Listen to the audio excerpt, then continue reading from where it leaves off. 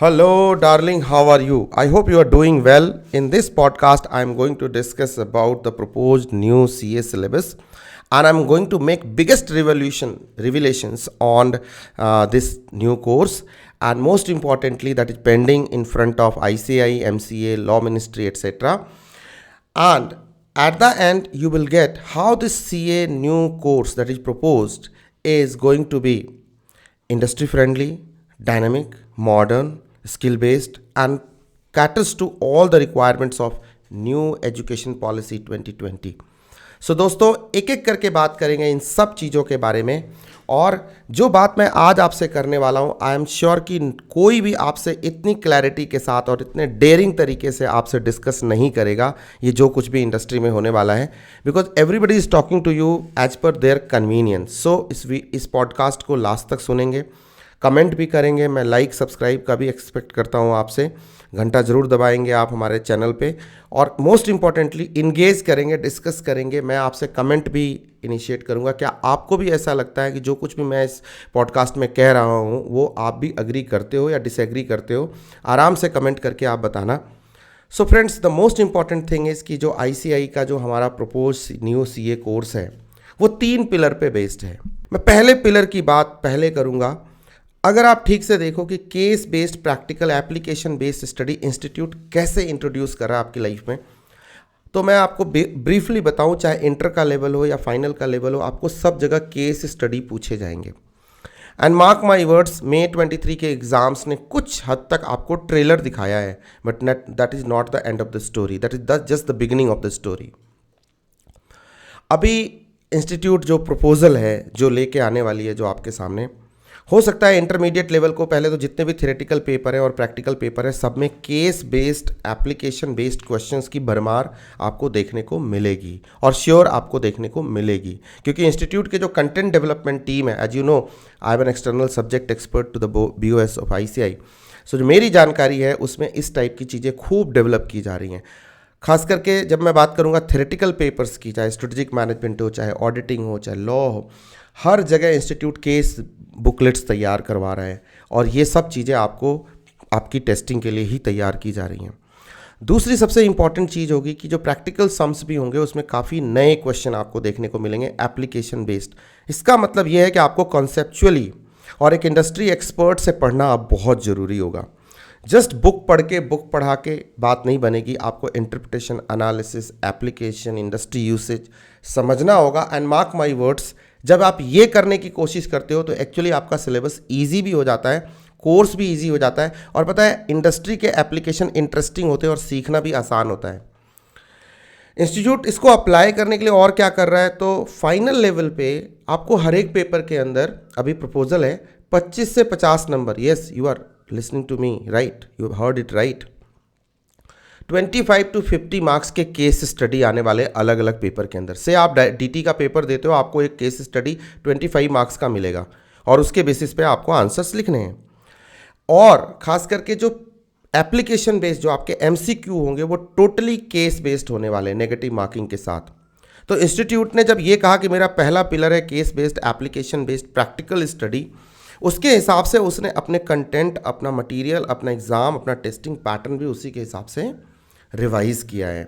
सो अभी आपको case studies देखने को मिलेंगी। तो और एक और इम्पॉर्टेंट बात जो केस स्टडी के लिए सबसे बड़ी जो last nail in the coffin institute ने की है, इंटर फाइनल में तो वो लेके ही आ रहे हैं, फाइनल में तो 25-25 नंबर के केस स्टडी इंट्रोड्यूस करने का प्रपोजल दे ही चुके हैं, और ये सब उनके ड्राफ्ट में लिखा हुआ है। तो सबसे इंपॉर्टेंट चीज़ वो लेके आ रहे हैं, फाइनल लेवल पे एक पेपर लेके आ रहे हैं जिसका नाम है integrated business solutions with strategic management. अभी बहुत सारे लोगों को क्या कन्फ्यूज़न है, मैं वो दूर करता हूँ आपको, इसलिए मैंने कहा कि मैं बहुत सारी चीज़ें ऐसी रिवील करूँगा जो आपने आज से पहले शायद ही कहीं सुनी होगी। हर किसी को लगता है ये मल्टी डिसिप्लिनरी केस स्टडी वाला जो पेपर होता था ना अभी ऑप्शनल में, जो 6 पेपर नंबर 6 होता है CA फाइनल में, और आप उसमें से सबसे आपको फेवरेट लगता है इकोनॉमिक लॉज, आपको ओपन बुक होता है, आप बुक लेके जाते हो। इंस्टीट्यूट ने ये करके देख लिया है, इंस्टीट्यूट को समझ में आ गया है कि ये पेपर को हमने इतना आसान बना दिया कि बच्चों के लिए जैसे एकदम 6-7 दिन पढ़ लो, एक बुक लेके जाओ। अभी आपको मैं कमेंट एक्सपेक्ट करता हूँ, जितने लोगों ने भी एग्ज़ाम दिए हैं, क्या आपने भी ठीक इसी तरह से किया? रिस्क मैनेजमेंट हो गया, ये कुछ पेपर आप इंटरनेशनल टैक्सेशन चूज कर लेते हो, बुक लेके जाते हो, बुक आप पूरा स्कैन कर लेते हो बुक के अंदर कौन सी चीज़ कहाँ पे है, कैसे है, और उसके हिसाब से जब एप्लीकेशन बेस्ड या प्रैक्टिकल या नॉन या स्ट्रेट क्वेश्चंस भी आते हैं, बुक आपको चूंकि क्लियर होती है तो आप आराम से साइट कर करके और आप अपने आंसर्स लिखते हो और उस पेपर में बहुत अच्छा स्कोर करते हो। ये जो IBS का पेपर है, integrated business solution, please friends बहुत ध्यान से मुझे सुनना, listen to me very carefully, ये वैसा पेपर नहीं होगा। ये पेपर नंबर 6 कंपल्सरी पेपर होगा। कई लोगों के दिमाग में इसमें जितनी भी भ्रांतियां हैं, जितनी भी जो परसेप्शंस हैं, मैं उनको आपको रिलीव कर रहा हूं आपको। कई लोगों के दिमाग में ऐसा चल रहा है कि ये पेपर 5 जो फाइनल के पेपर हैं, DT IDT, अपने अकाउंट्स वगैरह जो भी FR और अपना SFM वगैरह ऑडिटिंग, उन सब का ना निचोड़, उन सब के ना क्वेश्चंस होंगे इसके अंदर और हमें उसका प्रॉब्लम सॉल्व करना होगा। नहीं, ऐसा नहीं है, ये प्रॉब्लम सोल्यूशन नहीं है। यहाँ होंगे आपके डिफरेंट फील्ड के प्रॉब्लम्स। इस पे मैं सैम्पल केस स्टडी आपसे शेयर करूँगा, मेरे पास तो डेवलप्ड है एक बहुत सारे इस टाइप के। उसमें स्ट्रेटेजिक मैनेजमेंट का इनपुट होगा, आपकी ओपन बुक होगी, आपके पास बुक होगी, बट बुक हो सकता है आपको 25 या 50 नंबर का एक केस स्टडी दिया हो, आपको खुद की डिसीजन मेकिंग करनी है, इंटरप्रिटेशन एनालिसिस देनी है, हो सकता है बुक किसी काम की ना हो, ठीक है। तो पूरा एफर्ट है कि ओपन बुक होगा, लेकिन आपको गिवन इंडस्ट्री या गिवन बिजनेस सिचुएशन में आपको खुद का दिमाग अप्लाई करना है और ऑर्गेनाइजेशन को राइट स्ट्रैटेजी सजेस्ट करनी है। वहाँ बुक बहुत ज़्यादा हेल्पफुल नहीं होगी unless and until you understand all the concepts that is being there given there in your study mat. No doubt उसका एक सिलेबस होगा, उसी दायरे में सवाल किए जाएंगे, लेकिन चूंकि 5 पेपर का निचोड़ होगा और स्ट्रेटेजिक मैनेजमेंट के रेफरेंस से आपको स्ट्रेटेजिक डिसीजन लेने हैं, वो एक प्योर CEO की तरह आपको डिसीजन लेने होंगे। तो आपकी एक ब्रॉड अंडरस्टैंडिंग स्ट्रेटजी की, सब्जेक्ट्स की, स्पेशली सब्जेक्ट से ज़्यादा उन पर्टिकुलर फील्ड्स के एप्लीकेशन की इंडस्ट्री में होनी होगी, तब जाके वो केस स्टडी सॉल्व होंगे और इसमें भी MCQ होंगे, नेगेटिव मार्किंग के साथ होंगे। तो कुल मिला के इंस्टीट्यूट ने फाइनल लेवल पे 6 के 6 पेपर को पहले पिलर के ऊपर टाइट कर दिया है।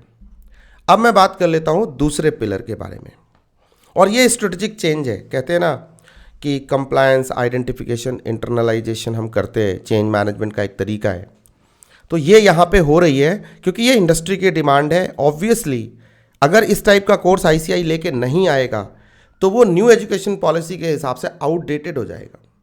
इसीलिए पूरी दुनिया में CS और CMA ने तो बहुत जल्दी कर दिया, पूरी हिंदुस्तान के अंदर हर यूनिवर्सिटी कॉलेज अपने अप्रोच को, अपने सिलेबस को चेंज कर रहा है, उसी में ICI भी चेंज कर रही है।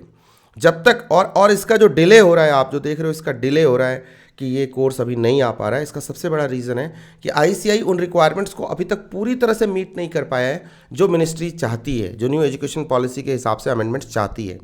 अब ये बातें थोड़ी सी बोलते हुए अटपटी लगती है क्योंकि बहुत सारे लोग इसको एक्सेप्ट नहीं कर पा रहे, इसीलिए डिले के कुछ और रीज़न देते हैं, जेन्युइन रीज़न कुछ और है। दूसरा पिलर है आपका IT and information system skills का, जो आपके प्रेसिडेंट भी बार बार कहते हैं कि हम फाइनल में हर एक पेपर के साथ इंफॉर्मेशन सिस्टम ऐड करेंगे। अब इसका रीज़न क्या है? टैक्स प्रैक्टिसेस हो, अकाउंटिंग की प्रैक्टिसेस हो, बिजनेस की जनरल प्रैक्टिसेस हो, ऑडिटिंग की प्रैक्टिसेस हो, system audit, forensic audit, financial modelling, data analytics, ये आपकी ज़िंदगी का मेन पार्ट है और ये आपकी जिम्मेदारी है। सिस्टम ऑडिट चार्टर्ड अकाउंटेंट की रिस्पॉन्सिबिलिटी है। अभी क्या किया मिनिस्ट्री ने, गवर्नमेंट मिनिस्ट्री ऑफ IT ने, गवर्नमेंट ऑफ इंडिया के, उन्होंने ना एक cert.in करके एक पोर्टल बनाया, उस पर 132 कंपनीज को रजिस्टर किया सिर्फ इस काम को करने के लिए कि वो सिस्टम ऑडिट करेंगे एंड वल्नरेबिलिटी असेसमेंट टेस्ट करेंगे बैंक्स का और नॉर्मल बिजनेसेस का। अब बताओ, ये तो आपका हक है ना, आपका हक छीना जा रहा है। इंस्टीट्यूट के ना एक्शन लेने की वजह से आपका हक छीना जा रहा है। सिस्टम ऑडिट तो आपने करना है, फॉरेंसिक ऑडिट तो आपने करना है, नहीं तो क्या होगा कि ऐसे ही cert.in आज उनको एज एन एक्सपर्ट एंट्री दे रहा है, कल को इस ऑडिट को पूरी तरह से उन 132 कंपनीज को दे देगा, तो आपका ऑडिट ही 50% आपके पास से चला जाएगा, जो आपका मेन प्रोफेशन है। इसीलिए ICI ने जो अमेंडमेंट किया है, हर एक पेपर के साथ आपको सिखाएगा, ट्रेनिंग में भी आपको ICI ट्रेनिंग देने वाली है। साथ ही साथ ये इंफॉर्मेशन सिस्टम के टूल्स काफ़ी हद तक वही होंगे जो आप काफ़ी हद तक जो जिसका बेसिक्स आप EIS में पढ़ते थे, CA इंटरमीडिएट में, या पढ़ते हो अभी आज की डेट में, और उसका एक्सटेंशन होंगे, कुछ एडिशंस होंगे, ब्लॉकचेन कुछ एडवांस लेवल पे होगा, डेटाबेस कुछ एडवांस लेवल पे होगा, कंप्यूटिंग मोर इमर्जिंग कंप्यूटिंग टेक्नोलॉजीज उसमें ऐड होंगी, एआई टूल्स के बारे में ज़्यादा डिटेल में पढ़ोगे आप, डेटा एनालिटिक्स के बारे में थोड़ा ज़्यादा पढ़ोगे आप, ठीक है, सिस्टम ऑडिट के बाकी टूल्स के बारे में थोड़ा ज़्यादा पढ़ोगे आप, सॉफ्टवेयर और उसकी फंक्शनिंग रिपोर्टिंग सिस्टम्स, इन पे आप ज़्यादा काम करोगे, अकाउंटिंग इन्फॉर्मेशन सिस्टम आपको नेक्स्ट लेवल पे बताई जाएगी। इस तरह से आपकी लाइफ में इतने सब्सटेंशियल। और एक बात हमेशा याद रखना, कई लोगों को क्या लगता है कि जब हम इंडस्ट्री में जाते हैं वो तो आर्टिकलशिप में ही सीखते हैं। आप आर्टिकलशिप में कोई चीज़ तभी बहुत आसानी से सीखते हो जब उसका कॉन्सेप्चुअल बेस आपके पास होता है। In fact let me tell you about the engineers and scientists also. जब वो फिजिक्स को अप्लाई करते हैं, ये इतनी सी कॉमन सेंस पता नहीं लोग क्यों नहीं लगाते। और मैं सोशल मीडिया पे बड़ा ही अजीब सा कमेंट सुनता हूँ, कई लोग कमेंट कर रहे होते हैं, इसको किताबों में पढ़ा के क्या होगा, आईटी की बुक पढ़ाने से क्या होगा, वो तो हम अपने प्रिंसिपल के पास जाके करते हैं। Let me correct them. Even जो साइंटिस्ट रॉकेट्स बनाते हैं ना, वो भी पहले थियोरेटिकल फिजिक्स पे काम करते हैं, लेबोरेटरीज में उन थियरीज को टेस्ट करते हैं, टेस्टिंग से थियरी बनती है और फिर वो अप्लाई होती है, तो उसको कहते हैं engineering research, applied research. Same आपके साथ होता है। अगर आप कंप्यूटिंग टेक्नोलॉजीज को नहीं समझते, उसके सिस्टम को नहीं समझते, उसकी फिलॉसफी को नहीं समझते, तो आप उसकी इम्प्लीमेंटेशन नहीं सीख सकते, आप उस सॉफ्टवेयर पे इजीली वर्क नहीं कर सकते। और वर्क करोगे तो रटे रटाए तरीके से 4 कमांड आते हैं, आप 4 ही चलाओगे, आप उसको हिट एंड ट्रायल नहीं कर सकते, एरर उसको आप एक्सप्लोर नहीं कर सकते, आगे न्यू एप्लीकेशंस नहीं सीख सकते unless and until you have the conceptual base of that particular technology. इसीलिए मिनिस्ट्री ने कहा कि भाई ठीक है, आईटी तो करने से होती है, रॉकेट भी तो वैसे बनाने से ही बनती है, लेकिन रॉकेट बनाने के लिए फिर हम मैकेनिक थोड़े ही लगाएंगे, इंजीनियर्स होते हैं। इंजीनियर और मैकेनिक में, गैराज मैकेनिक में यही डिफरेंस होता है। गैराज मैकेनिक उस मोटर को सिर्फ बनाता है और या उसको हिट एंड ट्रायल करके सीखता है कौन सी वायर कहाँ है। इंजीनियर को ये भी पता होता है ये वायर यहाँ क्यों है, ये वायर यहाँ ही क्यों है, और ये वायर अगर यहाँ नहीं होगी यहाँ होगी, एक्स की जगह वाई प्लेस पे होगी, तो उसका क्या डिफरेंस हो जाएगा। एक सिस्टम बनाने वाले को पता होता है सेमीकंडक्टर चिप यहाँ लगाई या वहाँ लगाई में क्या डिफरेंस है। ये थियोरेटिकल बातें हैं, कॉन्सेप्चुअल बातें हैं, ये टेक्नोलॉजी की फिलॉसफी है। If you understand the philosophy then only you understand the technology and you will able to create it, make it और operate it. That's why you need to be tested on theoretical concepts, on concepts, philosophies, etc. And for that, yes, आप उसको theory तब बोल सकते हो जब आपको कोई टीचर रटवाता हो उस चीज़ को। बेटा 5 पॉइंटर्स है, 5 फीचर होते हैं, रट लो, यस, तब वो किसी काम की नहीं है, अग्रीड, किसी काम की नहीं है आपके लिए। लेकिन इंस्टीट्यूट आपकी टेस्टिंग कुछ इस तरह से करेगा, केसेस, प्रैक्टिकल एंड कॉन्सेप्चुअल तरीके से, आपको उसकी अंडरस्टैंडिंग होनी पड़ेगी, लेनी पड़ेगी, और वो आपको कोई इंडस्ट्री का एक्सपर्ट देगा। Don't worry, we are here to support you out. ये तो बात थी दूसरे पिलर की। आई होप ये क्लियर हो गया सारे बच्चों को कि आईटी एंड सिस्टम्स हमारी लाइफ में क्यों आ रहे हैं। बिकॉज आज कोई भी कंपनी बिना इंफॉर्मेशन सिस्टम एंड आईटी के नहीं चलती है। और ये सिर्फ प्रैक्टिकल लैब ट्रेनिंग नहीं है, इसकी कॉन्सेप्चुअल ट्रेनिंग भी लेनी पड़ेगी आपको, तभी आप प्रैक्टिकल ट्रेनिंग भी कर पाओगे।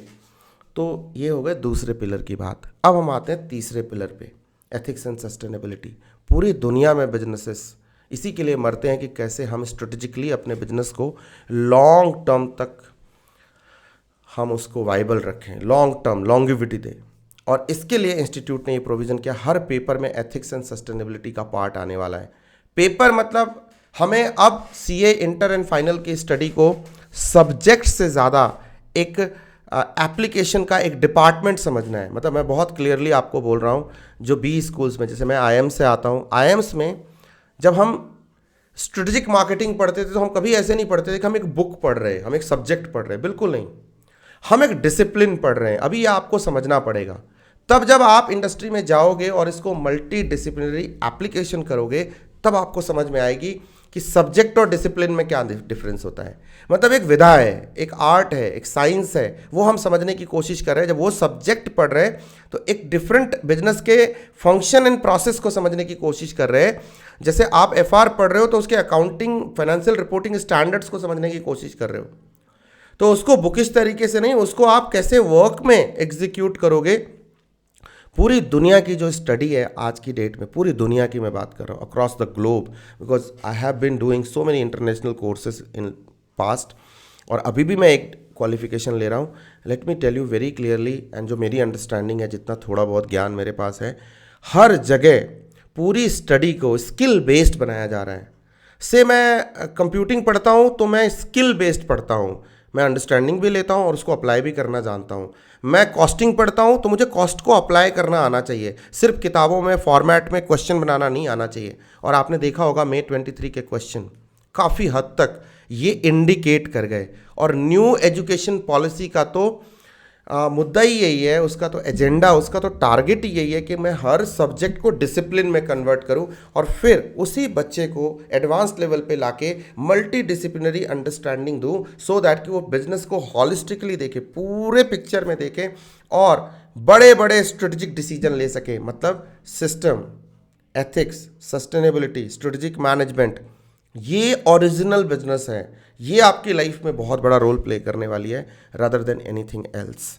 सो guys, this is how ICI is going to change your life. CA final में हर पेपर में IT इंफॉर्मेशन सिस्टम होगा, बहुत रेलिवेंट है, मैं बहुत खुश हूँ इस बात से।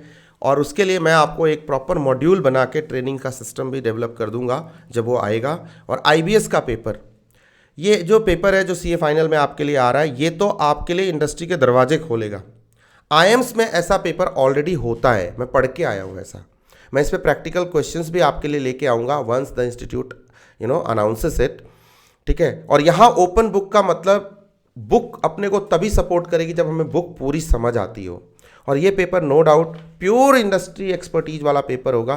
तो anyone who is going to teach you will have to, it is compulsory that he has 10 to 15 years of industry experience, otherwise he won't be able to handle this paper, because this is a multidisciplinary paper and an expert will be required to deliver lectures on this, because industry के tools होंगे, system होंगे, tax की बातें होंगी, वहाँ compliance की बातें होंगी, तमाम तरह के वहाँ पे अकाउंटिंग, बैलेंस शीट्स के एनालिसिस की बात होगी, रेशियो होगी, फिनांस भी होगा, हर चीज़ इन्वॉल्व होगी। और साथ ही साथ स्ट्रेटजी हर चीज़ के ऊपर लगेगी।